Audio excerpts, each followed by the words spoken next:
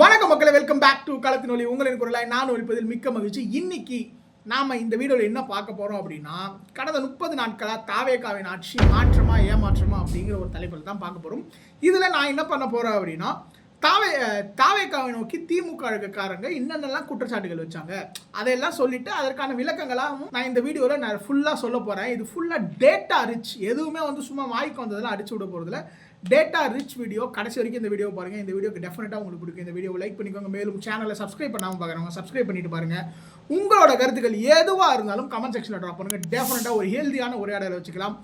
வாங்க வீடியோக்குள்ள போகலாம். பெரிய அளவில் தாவேகாவை நோக்கி வைக்கக்கூடிய குற்றச்சாட்டு என்னன்னா, மின்சாரம் தடைபடுது. கடந்த 30 நாட்களாக மின்சாரம் பயங்கர தடுங்களாக வருது. மக்கள் எல்லாம் ரோட்ல நின்று போராடுறாங்க. நைட்டில் மக்கள் தூங்க முடியல. இவங்களால ஒரு சில பேர் இறந்து கூட போகிறாங்க அப்படின்னு சொல்கிறாங்க. ஆனால் இதில் நம்ம முக்கியமான கேள்வி எங்கே வைக்க வேண்டியிருக்குன்னா, கடந்த 30 நாட்களாக ஆட்சியில் இருக்க திமுக தாவேகா தான் இதற்கு காரணமா அப்படின்னு பார்த்தீங்கன்னா கிடையவே கிடையாது. இதில் நிறைய தவறான விஷயங்கள் திமுக செஞ்சுருக்காங்க. அது மொத்தமாக என்னென்ன அப்படிங்கிறத நம்ம பார்ப்போம். இந்த சென்ட்ரல் எலக்ட்ரிசிட்டி அத்தாரிட்டி அப்படின்னு ஒருத்தவங்க இருக்காங்க. அவங்க போன வருடம் பார்த்தீங்கன்னா 2026-27 அப்போ 3.85 ஜிகாவாட் ஷார்ட் ஃபால் தமிழ்நாட்டில் இருக்கும் அப்படின்னு சொல்லியிருக்காங்க. இதை தொடர்ந்து தமிழ்நாடு கவர்மெண்ட் என்ன பண்ணாங்க அப்படின்னு கேட்டிங்கன்னா, எதுவும் இல்லை. 1.8 ஜிகாவாட் ஒரு மீடியம் டேர்ம் பர்ச்சேஸ் அக்ரிமெண்ட் போட்டாங்க. அவ்வளவுதான். மீதி இருக்க 1.8 ஜிகாவாட்ஸ்க்கு என்ன பண்ண போகிறாங்க அப்படிங்கிறது அவங்ககிட்ட பிளானே கிடையாது.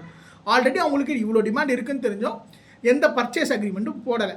இரண்டாவதாக பார்த்தீங்கன்னா, நம்மளுடைய டிமாண்ட் திமுக ஆட்சிக்கு வரும்போது தமிழ்நாட்டினுடைய டிமாண்ட் பார்த்தீங்கன்னா 17 ஜிகாவாட்லேருந்து 18 ஜிகாவாட் இருந்தது. இன்னைக்கு 22 ஜிகாவாட் போயிருக்கு. கிட்டத்தட்ட டிமாண்ட் பார்த்தீங்கன்னா ஒரு 30% ஏறி இருக்கு. இப்படி 30% டிமாண்ட் ஏறும்போது இன்ஃப்ராஸ்ட்ரக்சரும் அதுக்கேற்ற மாதிரி மாறணும் இல்லையா? நம்மளுடைய பவர் ப்ரொடியூசிங் கெப்பாசிட்டியும் அதிகரிக்கணும். அதே போல நம்மளோட சப்ஸ்டேஷன்ஸும் அதிகரிக்கணும் இல்லையா? அதனுடைய லட்சணம் என்ன அப்படிங்கறத நம்ம இந்த வீடியோல பார்க்க போறோம். ஓகேவா? இந்த ஆட்சி வரும்போது தமிழ்நாட்டில் மொத்தமா 1102 சப்ஸ்டேஷன் வந்தது. இவங்க ஆட்சிக்கு வந்த உடனே நாங்க 216 சப்ஸ்டேஷன் புதுசா கொண்டு வர போறோம், ஃப்ரீ அப்படின்னு சொன்னாங்க.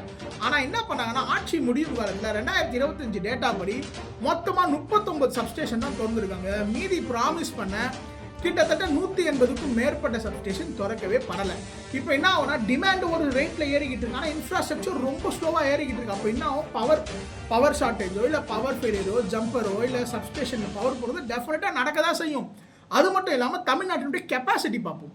தமிழ்நாட்டில் பார்த்தீங்கன்னா 42 ஜிகாவாட் கெப்பாசிட்டி. அதில் ரெனியூவபிள் எனர்ஜி 25 ஜிகாவாட். இந்த 25 ஜிகாவாட் மோஸ்ட்லி பார்த்தீங்கன்னா பிரைவேட் ஓன்டு. ஓகேவா? சென்ட்ரல் கவர்மெண்ட் கிட்டத்தட்ட 30% ஓனர்ஷிப், ஸ்டேட் கவர்மெண்ட் 15-20% தான் ஓனர்ஷிப். இது இல்லாமல் தமிழ்நாடு கடந்த 5 வருஷத்துல எவ்வளவு பவர் பிளான்ஸ் தெரியுமா கமிஷன் பண்ணியிருக்காங்க? 3 power plant. 3 power plant commission பண்ணிட்டாங்கன்னு யோசிக்காதீங்க. இந்த 3 பவர் பிளான்ட்டுமே கடந்த ஆட்சிங்காலில் போடப்பட்ட பிளான்ஸ். ஒன்று நார்த் சென்னை ஸ்டேஜ் 3ல 800 மெகாவாட். இது 2010 பிளான் பண்ணுது. உடன்குடி ஸ்டேஜ் 1 ஸ்டேஜ் 2னு 660 மெகாவாட் பிளான்ட். இது 2017-18 ஸ்டார்ட் பண்ணப்பட்டது. 800 எஸ்சிசியில் 1320 மெகாவாட். இது 2016 பிளான் பண்ணுது. இவங்களோட ஆட்சி காலகட்டத்தில் புதுசாக எந்த ஒரு பவர் பிளான்ட்டு கொண்டு வரணும் அப்படிங்கிற பிளானே கிடையாது. அது மட்டும் இல்லாமல் இவங்க ஒரு 2 பிளான் புதுசாக கொண்டு வந்திருக்காங்க. அவ்வளோதான் இந்த பட்ஜெட்டில். என்ன அப்படின்னா, பம்புடு ஸ்டோரேஜ் கெப்பாசிட்டி வெள்ளிமலையில் மற்றும் பெஸ் பேட்டரி எனர்ஜி ஸ்டோரேஜ் சிஸ்டம். இது 1000 மெகாவாட்டுக்கு. இது ரெண்டுமே பார்த்தீங்கன்னா ஸ்டோரேஜ் சிஸ்டம் தானே தவிர்த்து கெப்பாசிட்டி சிஸ்டம் கிடையாது. அப்போ இது மூலமாக என்ன தெரியுது அப்படின்னா, தமிழ்நாட்டினுடைய பவர் டிமாண்ட் பார்த்தீங்கன்னா கிட்டத்தட்ட பீக் எப்போ அச்சீவ் பண்ணியிருக்குன்னா 454 million unit per day achieve பண்ணியிருக்கு. ஓகேவா? தமிழ்நாட்டுடைய கெப்பாசிட்டி என்னதான் 42 ஜிகாவாட்டாக இருந்தாலுமே எப்போவுமே அந்த 42 ஜிகாவாட் அதனால் ப்ரொடியூஸ் பண்ண முடியாது. அதனால் அதுவும் கவர்மெண்ட்டோட ஓனர்ஷிப் பார்த்தீங்கன்னா 15-20% தான் கவர்மெண்ட்டோட ஓனர்ஷிப் இருந்திருக்கு. இப்படி இருக்கும் பட்சத்தில் எப்படி ஒரு 30 நாள் ஆட்சி இவ்வளோ பிரச்சனையை சரி பண்ண முடியும்? சப்ஸ்டேஷன் சரியா இல்லை, பவர் பிளான்ட் கெப்பாசிட்டி இல்லை, டிரான்ஸ்ஃபார்மரில் இவ்வளோ பிரச்சனைகள் இருக்கும் பொழுது ஒரு 30 நாளே ஆட்சி இதெல்லாம் எப்படி உடனே சரி பண்ண முடியும்? இது மட்டுமா, தமிழ்நாட்டில் மொத்தம் 1.5 லட்சம் இபி ஊழியர்கள் தேவை இருக்கு, டிமாண்ட் இருக்கு. ஆனால் இப்போ இருக்க இபி ஊழியர்கள் கிட்டத்தட்ட 75,000 தான். இவ்வளோ பிரச்சனையும் 30 நாள் ஆட்சி எப்படி சமாளிக்க முடியும்? இது மட்டுமா, இபிலேருந்து ஃபியூஸ் கேரியர் கொடுக்கறது, டிரான்ஸ்ஃபார்மர்லேருந்து காயில் திருடுறது, டிரான்ஸ்ஃபார்மர் வாங்குறதுல ஊழல், அதில் டெண்டரில் ஊழல், விண்ட் எனர்ஜி, சோலார் எனர்ஜி யாராவது பிரைவேட் பிளேயர் வைக்கணும்னா 1 மெகாவாட்டுக்கு 25 லட்சம் ரூபாய் பார்ட்டி ஃபண்டு. இவ்வளோ பிரச்சனை இருக்குது உங்களுக்கு. இவ்வளோ பிரச்சனை 30 நாள் ஆட்சினால எப்படி சால்வ் பண்ண முடியும்? எப்படி எதிர்பார்க்குறீங்க அப்படிங்கிறது என்னுடைய கேள்வி வரைக்கும். இதுக்கு யாராவது திமுக இருக்கவங்க, அறிவுள்ளவங்க பதில் இருக்குன்னா பதில் சொல்லுங்க. அடுத்து, ஆட்சிக்கு வந்த கொஞ்ச நாள் சட்ட ஒழுங்கெல்லாம் சீர்கட்டுருச்சு. டெய்லி இவ்வளோ ரேப்பு, டெய்லி அவ்வளோ ரேப்பு, பாஸ்கோ அது இது இல்லாத உருட்டுலாம் உருட்டிட்டு இருக்காங்க. முதல் விஷயம், தாவேகா சரியா குற்றத்தை சாட்டுச்சு தான். கடைசி 2 மாசம் திமுக ஆட்சியில் நிறைய குற்ற சம்பவங்கள் வந்து இதுல டிவிக்கே கேட்டுச்சு தான். ஆனா டிவிக்கு என்ன சொல்லுதுன்னா 0% குற்றத்தை தடுக்க முடியாது, ஆனா 0% குறைக்க முடியாது. ஆனா குற்ற தடுப்பு நடவடிக்கை இன்னும் எடுக்கப்பட்டது. அதுதான் கேள்வி. இன்னும் எடுக்கப்பட்டதுன்னா எதுவுமே எடுக்கப்படல. அதுதான் உண்மை. ஏன் அதை மாதிரி நான் சொல்றேன்னா 2024 என்சிஆர்பி டேட்டா கூட கிடையாது. 2024 சட்டசபையில கவர்மெண்ட் கொடுத்த டேட்டா. தமிழ்நாட்டில் மொத்தம் 1565 மர்டர் 2024 ஆண்டு. ஆவரேஜா 5 murder per day. 11363 crime against woman, ஆவரேஜா 31 per day. 10,046 crime against children, ஆவரேஜா 27 பர் டே. 5319 போக்சோ கேசஸ், கிட்டத்தட்ட 15 பர் டே. இவ்வளோ கிரைம் டென்சிட்டி வச்சுக்கிட்டு நீங்க இன்னைக்கு தாவேக்காவை 30 நாள்ல சரி பண்ணு அப்படின்னு நீங்க சொல்றீங்கன்னா என்ன நியாயமா இருக்கும்? நீங்க ஒரு டிஜிபி கூட வச்சுட்டு போலங்க. டிஜிபி கூட இல்ல, ஒரு போலீஸை ஹெட் பண்ற ஒரு டிஜிபி இல்ல, அவங்களோட விஷனரி கிடையாது. அது தாவேக்கா வந்து தானே கொண்டு வந்தாங்க. அது மட்டுமா, இங்க நம்ம எல்லாரும் பார்க்க வேண்டியது என்னன்னா, நம்ம ஒரு 2 எக்ஸாம்பிள் எடுத்துப்போமே. விளாத்திக்குளம், சூலூர். இந்த விளாத்திக்குளத்தில் அந்த பெண்ணுக்கு ஒரு விஷயம் நடந்திருக்கு, அவங்க குடும்பம் உணர்ந்த உடனே போலீஸ் ஸ்டேஷனுக்கு போகிறாங்க. அங்கே என்ன பண்ணுறாங்கன்னா அழைக்கடிக்கிறாங்க. இந்த போலீஸ் ஸ்டேஷன் கிடையாது, அந்த போலீஸ் ஸ்டேஷனுக்கு போங்க, நீங்கள் ஆளுமன் போலீஸ் ஸ்டேஷன் போகணும் அழைக்கடிக்கிறாங்க. ஆனால் இதே சூலூரில் அந்த சின்ன பெண் காணாமல் போன 24 மணி நேரத்தில் ஆளை கண்டுபிடிச்சி 21 நாளில் சார்ஜ் ஷீட்டு ஃபைல் பண்ணியிருக்காங்க இன்னைக்கு. ஓகேவா? இதுதான் இந்த ரெண்டுத்துக்குமான வித்தியாசம். போலீஸ் ஆக்சசிபிள் ஆயிருக்காங்க, மினிஸ்டர்ஸ் எம்எல்ஏஸ் ஆக்சசிபிள் ஆயிருக்காங்க. எங்கேயாச்சும் குற்றம் நடக்குதுன்னா அங்கே போய் மினிஸ்டர்ஸ் எம்எல்ஏ நிற்கிறாங்க. அவங்க நின்றா என்னப்பா ஆகிட போது நீங்கள் கேட்கலாம். ஆனால் மினிஸ்டர்ஸ் அண்ட் எம்எல்ஏ ஒரு இடத்துல போய் நிற்கிறாங்கன்னா அங்கே அதிக கவனம் செலுத்தப்படும். காவல் அதிகாரிகள் நிறைய ரிசோர்ஸ் அதில் போடுவாங்க. அப்படிங்கிறது தான் ரொம்ப பேசிக்கான ஐடியா. அதை இந்த ஆட்சி சரியாக பண்ணிட்டு இருக்கு. அது மட்டும் இல்லாமல் சிங்கப்பெண்கள் சிறப்பு படை, இந்த சிங்கப்பெண்கள் சிறப்பு படையை பற்றி தனியாக ஒரு வீடியோ போட்டுருக்கோம், போய் டெஃபினட்டாக அதை பாருங்க. இந்த சிங்கப்பெண்கள் தடுப்படை அப்படிங்கிறது இவங்க சொல்ற மாதிரி ஸ்டிக்கர் ஒட்டி கொண்ட பிங்க் பேட்ரோலோ இல்லை அம்மா பேட்ரோலோ கிடையாது. இது ஒரு ஹோலிஸ்டிக்கான விமன் சேஃப்டியை என்ஷூர் பண்ணக்கூடிய ஒரு பிளான். இவங்க என்ன பண்ணுவாங்கன்னா எல்லா ஸ்டேக் ஹோல்டர்ஸ் கூடயும் போய் பார்ட்டிசிபேட் பண்ணி awareness programme, awareness campaigns, patrolling, hotspot determination, இந்த ஹாட்ஸ்பாட்டை மானிட்டர் பண்ணுறது, ட்ரோன் மூலமாக கண்காணிக்கிறது, பேட்ரோலிங் போகிறது, பைக் பேட்ரோலிங் போகிறது, ஒரு ஸ்கூல்ஸ் கிட்ட போய் நிற்கிறது, ஸ்கூல் பசங்க கிட்ட பேசுறது, இப்படி பல ரோல்ஸ் அவங்களுக்கு இருக்குது. அவங்க நார்மல் போலீஸ் கிடையாது. அது மட்டும் இல்லாமல் இவங்களுக்கு 354 கோடி பட்ஜெட் அலோகேஷன், ஹெட் குவார்ட்டர்ஸ்க்கு 2.5 கோடி பட்ஜெட் அலோகேஷன், ஹெட் குவார்ட்டர்ஸில் இத்தனை போலீஸ், ரெக்ரூட்மெண்ட்டில் 2500 போலீஸ், மொத்தமாக 270 குழுக்கள்னு இவ்வளோ பெரிய சம்பவம் பண்ணியிருக்காங்க. இவ்வளோ பெரிய பிளானை கொண்டு வந்திருக்காங்க 30 நாளில். இதுதான் மாற்றம். இது மாற்றம் தான். இதை போய் ஏமாற்றம்னு சொல்றீங்கன்னா நீங்க எதை மாற்றம்னு சொல்லுவீங்கன்னு எங்களுக்கு தெரியாது. அடுத்து, தமிழ்நாட்டில் போதை தலைவிரிச்சு ஆடிக்கிட்டு இருக்கு அப்படின்ட்டு பல காலங்களாக எல்லாரும் சொல்லிக்கிட்டு இருக்கோம். அதை தடுக்கிறதுக்கு என்ன பண்ணியிருக்காங்க அப்படிங்கிறத நம்ம பார்ப்போம். முதல் விஷயம், 717 டாஸ்மாகை மூடுறது. அதுவும் எங்கன்னா ஸ்கூல்ஸ், காலேஜஸ், இந்த ரயில்வே ஸ்டேஷன், பஸ் ஸ்டாப்ஸில் 500 மீட்டர் வெசினிட்டியில் இருக்க எல்லா டாஸ்மாக் ஷாப்ஸையும் க்ளோஸ் பண்ணுறது. இது ஏன் முக்கியம் அப்படின்னா, இந்த இடத்துங்களாம் இருக்கு, இதெல்லாம் பாப்புலேஷன் அதிகமாக இருக்குது. இந்த பாப்புலேஷன் அதிகமாக இருக்கிற இடத்துலாம் கலெக்ஷன்ஸ் அதிகமாக இருக்கும். ஒரு டேட்டா என்ன சொல்லுதுன்னா, ஒரு நாளைக்கு 25 லட்ச ரூபா வரைக்கும் கலெக்ட் பண்ணக்கூடிய டாஸ்மாக் ஷாப்ஸ் எல்லாம் மூடி இருக்காங்க அப்படிங்கிறது மினிஸ்டர் விக்னேஷ் அவர்கள், அதாவது ஆயத்தீர்வை மற்றும் மது ஒழிப்பு மினிஸ்டர் சொல்லியிருக்காரு. ஸோ இப்படிப்பட்ட ஒரு ஸ்ட்ரிக்டான இது எடுக்கிறாங்க. அதன் பிறகு பாட்டிலுக்கு 10 ரூபாய், பாட்டிலுக்கு 10 ரூபான்னு பார்த்தீங்கன்னா 20 ரூபா வாங்கினீங்களேலாம் சொல்கிறாங்க. இதுதான் இவங்களுக்கா என்னன்னா கிரவுண்டில் என்ன நடக்குதுங்கிறதே தெரியல. இன்னைக்கு தான் வந்து இவங்க கிரவுண்டில் என்ன பிரச்சனைன்னு பார்க்குறவங்க. அதனால தான் இவங்களுக்கு வந்து இதெல்லாம் புதுசாக தெரியுது. தினமும் என்ன நடக்குதுன்னா, பாட்டிலுக்கு ஒரு எம்ஆர்பி, அதுக்கப்புறம் அந்த பாட்டிலுக்கு 10 ரூபா, இந்த பாட்டிலுக்கு 10 ரூபாங்கிறத அதை திருப்பி கொடுக்கும்போது தந்துடுவாங்க. ஆனால் டாஸ்மாக்ல என்ன நடக்கும் அப்படின்னா, இந்த ரெண்டுத்துக்கும் மேலே எக்ஸ்ட்ரா 10 ரூபா வாங்குவாங்க. இந்த 10 ரூபா இருக்கு இல்லையா, இதுதான் வாங்கக்கூடாது. இது கூட பாட்டிலுக்கு பாட்டில் மாறும். குவார்ட்டர் பாட்டில்னா 10 ரூபா, ஹாஃப்னா 20 ரூபா, ஃபுல்லுனா 40 ரூபா, பீருனா 20 ரூபா அப்படின்ட்டு ஒரு விஷயத்துக்கும் மாறி கலெக்ஷன் அவங்க எக்ஸ்ட்ரா வச்சுக்கிட்டு இருக்காங்க. இதுதான் இப்போ இருக்கக்கூடாது. இப்படி பண்ணாதீங்க. இப்படி பண்ணால் அவங்க எல்லாரும் டிஸ்மிஸ் பண்ணுவேன், உங்களை வேலையை விட்டு தூக்குவோம். இன்னைக்கு மினிஸ்டர் டைரக்டா ஆர்டர். நீங்க தப்பு பண்ணக்கூடாதுன்னு சொன்னீங்கன்னா தப்பு பண்ணுறதுக்கான சூழல் ஏற்படக்கூடாது. ஓகேவா? அப்போ அதுக்கு என்ன பண்ணலாம்? நம்ம பாட்டில் கலெக்ஷன் சிஸ்டம் ஒன்று வைக்கலாம். அந்த பாட்டில் கலெக்ஷன் சிஸ்டம் வந்துச்சுன்னா நம்ம அதுலேயே பாட்டில் போய் ஸ்டோர் ஆக்கி இவங்க இதுக்குன்னு தனியாக கொடுக்க தேவையில்லை, இவங்க இதுக்குன்னு வாடகை இது பண்ண தேவையில்ல அப்படின்னு சொல்லலாம்.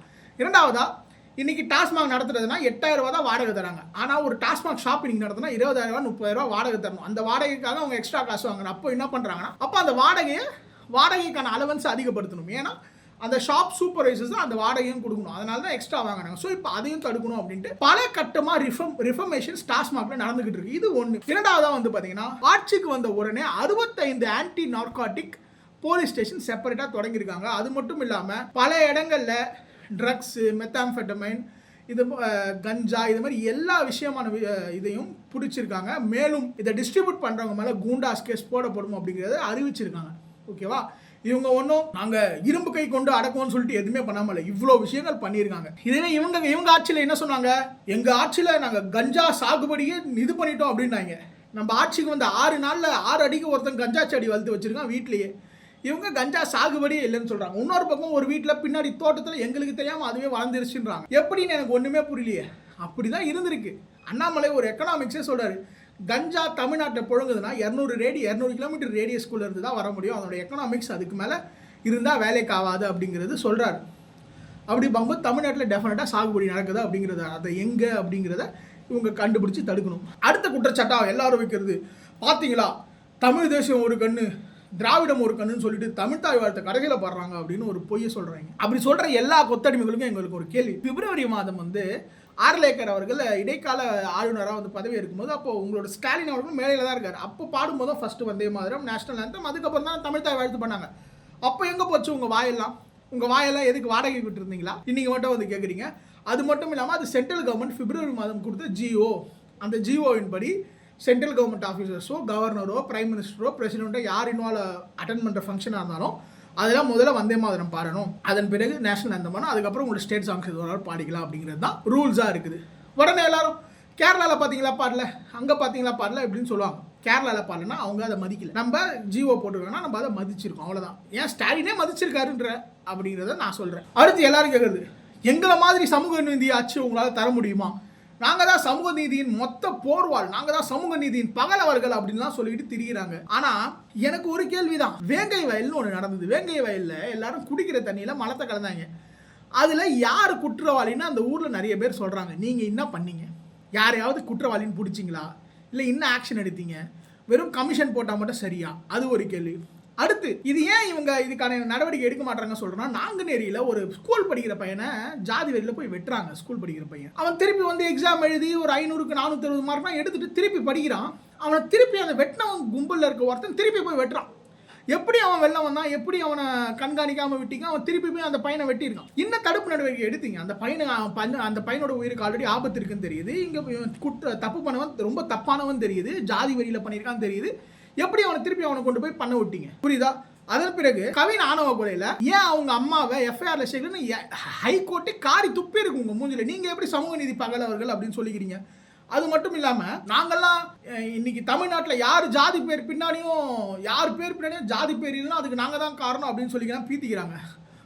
ஒரு வீடியோ போடுறோம் பாருங்க. என் அருமை சகோதரர் திரு KS ராஜ்கவுண்டர் அவர்களே, சகோதரர் ராஜ்கவுண்டர் வைத்திருக்கக்கூடிய தலைப்பிந்துக்கிற வாய்ப்பை எனக்கு அளித்த திரு ராஜ்கவுண்டர் அவர்களுக்கு 15 தடவை அதிகமாக சொல்லியிருக்காரு. அப்போ எங்க ஒழிச்சிங்க? நீங்க ஏன் சொல்றீங்க? நீங்க எப்படி சொல்ல முடியும்? நீங்க எப்படி நாங்க தான் சமூக நீதி காத்தவங்கலாம் நீங்க எப்படி சொல்லிக்க முடியும்? அடுத்து, இதுல யாருக்குமே புரிஞ்சுக்க முடியாது என்ன அப்படின்னா, சாதிய பேருக்கு பின்னாடி இருந்து நீக்கிறது கிடையாது. சாதிய ஏற்றத்தாழ்வை உடைக்கிறது. சாதிய ஏற்றத்தாழ்வை எப்படி உடைக்கணும் அப்படின்னா, அவங்களுக்கான அரசியல் அதிகாரத்தை பகிரணும், அவங்கள அரசியல் அதிகாரத்தில் உட்கார வைக்கணும். அதுதான் உண்மையான சமூக நீதி. அதை தான் விஜயின் ஆட்சி பண்ணியிருக்கு. விஜயின் ஆட்சியில் இது வரைக்கும் இந்தியாலேயே சரி தமிழ்நாட்டிலே இந்த வரலாறுல இல்லாத 8 Dalit ministers, 2 Muslim ministers, Christian ministers, 2 Brahmin ministers, 4 women மினிஸ்டர்ஸ்னு இப்படிப்பட்ட ஒரு mixture of ministers from different backgrounds, from different communities. இதுதான் உண்மையான ரெப்ரசன்டேஷன், இதுதான் உண்மையான சமூக நீதி. ஒடுக்கப்பட்டவர்களை அதிகாரத்தில் உட்கார வைப்பது தான் உண்மையான சமூக நீதி. இதையும் தாண்டி ஒரு விஷயம் என்ன உங்களுக்கு பிரச்சனை அப்படின்னா, கடந்த 5 வருஷம் இருந்தது சமூக நீதியின் பாதுகாவலர்கள். நீங்க சமூக நீதியினுடைய அடிப்படை என்ன? விகிதாச்சார பிரதிநிதித்துவம். இந்த விகிதாச்சார பிரதிநிதித்துவ அடிப்படை என்ன அப்படின்னா காஸ்ட் சென்சஸ். பீகார்ல எடுத்துட்டாங்க. நீங்க எப்படி ஜாதி வரி பிடிச்சி சுத்துறான்னு சொல்ற பீகார்ல எடுத்துட்டாங்க காஸ்ட் சென்சஸ். கர்நாடகாவில் எடுத்துட்டாங்க காஸ்ட் சென்சஸ். நீங்க ஏன் ஒன்னும் எடுக்கல? ஏன் நீங்க விகிதாச்சார பிரதிநிதித்துவத்துக்கு முன்னெடுப்பு எடுக்கல? அப்புறம் எப்படி நீங்க உங்களை கிளைம் பண்ணிக்க முடியும்? நாங்க தான் சமூக நீதியின் பகலவர்கள், நாங்க தான் சமூக நீதி கொடுத்தவங்க. எங்க இதுல 8 தலித் மினிஸ்டர்ஸ். இதுதான் மாற்றம். உயர்கல்வி மினிஸ்டர் மற்றும் பள்ளிக்கல்வி மினிஸ்டர் 2 பேருமே தலித் மினிஸ்டர். இது மாற்றம். இதுதான் மாற்றம். இது மட்டுமா? இன்னும் தனித்தனி சுடுகாடு இருக்கு. இன்னும் தமிழ்நாட்டில் பரசேரி அப்படிங்கிற ஊர் இருக்கு. இன்னும் தீண்டாமை சுவர் இருக்கு.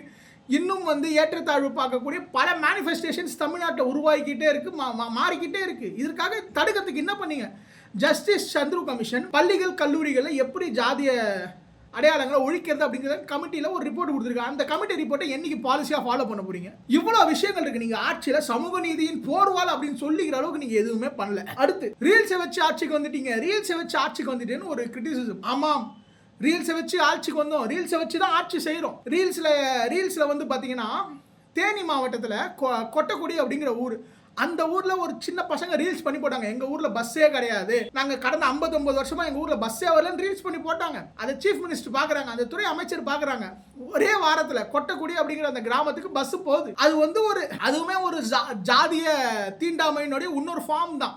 ஒரு கிராமத்துக்கு பஸ் போல, அந்த கிராமத்துக்கு முன்னாடி இருக்கவங்க வந்து ஒரு பெரும்பான்மை இனத்தினர், அவங்க ஒரு சிறுபான்மை இதுல இருக்காங்க அப்படிங்கிறதுக்காக அந்த இடத்துக்கு பஸ் போகல. ஆனா இன்னைக்கு அந்த இடத்துல கொட்டக்குடி அப்படிங்கிற ஊருக்கு பஸ் போகுது. இது ரீல்ஸ்னால நடக்கிற ஆட்சி தான். இன்னும் எங்கெங்கெல்லாம் எந்தெந்த டாஸ்மார்க்ல தப்பு நடக்குதுன்னு ரீல்ஸ் போடுறாங்க, ஆக்ஷன் எடுக்கிறாங்க, எங்கெங்க லஞ்சம் வாங்குறாங்க ரீல்ஸ் போடுறாங்க, ஆக்ஷன் எடுக்கிறாங்க, எங்கெங்க போலீஸ்காரங்க ஆக்ஷன் எடுக்கலன்னு ரீல்ஸ் போடுறாங்க, ஆக்ஷன் எடுக்கிறாங்க.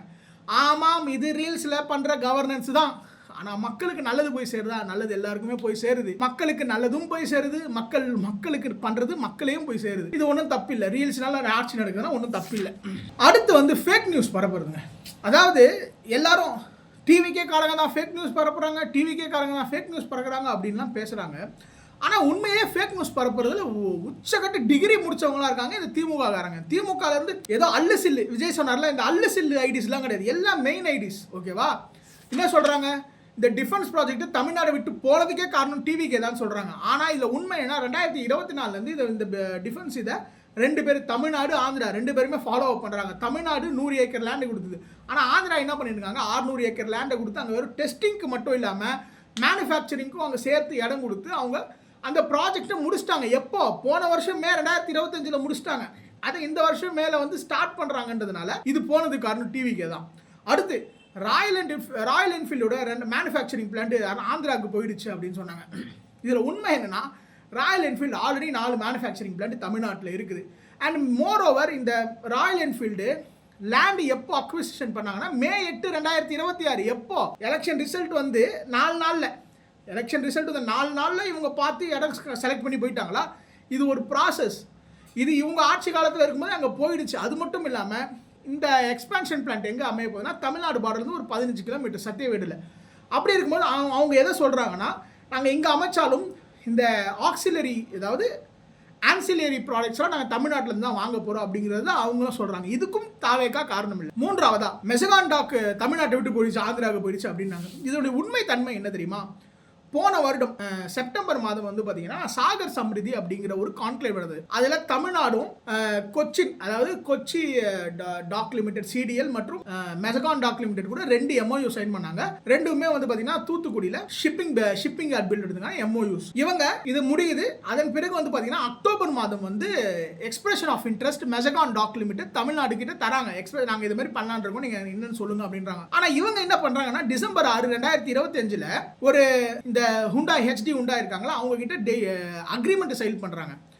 இந்த கொச்சின் டாக் லிமிடெடும் மெசகான் டாக் லிமிடெடும் நான் பைண்டிங் அக்ரிமெண்ட். இப்போ இவங்க ஹுண்டாய் கூட சைன் பண்ணது பைண்டிங் அக்ரிமெண்ட், இவங்க கூட நாங்கள் இதெல்லாம் பண்றோம் அப்படின்னு சொல்லிட்டாங்க. ஆனால் டிசம்பர் 26, 2025 என்ன பண்றாங்கன்னா, இந்த ஷிப் பில்டிங் யார்ட்ஸ்க்கெல்லாம் கிரீன்ஃபீல்டு ஷிப் பில்டிங்க்கெல்லாம் ஒரு புது கைட்லைன் கொண்டு வராங்க. அந்த கைட்லைன் படி என்ன பண்ணணும்னா, ஸ்டேட் கவர்மெண்ட்டும் சென்ட்ரல் கவர்மெண்ட் அத்தாரிட்டியும் சேர்ந்து ஒரு ஸ்பெஷல் பர்பஸ் வெஹிக்கிள், அதாவது இந்த டாக்யார்ட் டெவலப் பண்ணதுக்கான தனி கம்பெனி, அதுதான் வந்து எல்லா அட்மினிஸ்ட்ரேட்டிவ் டிசிஷனையும் எடுக்கும். அதை ரெடி பண்ணி அதன் பிறகுதான் இவங்க இதன் மூலமா யாருக்கு கொடுக்கணும் அப்படிங்கிறது முடிவு எடுக்கணும். அப்படி டிசம்பர் 26 கொண்டு வந்த உடனே ஜனவரி மாதமே ஆந்திரா மெசகான் டாக் லிமிடெடுக்கு இடத்த அலாட் பண்ணிட்டாங்க. அவங்க அங்கே ஆங்கர் இன்வெஸ்டராக போயிட்டாங்க.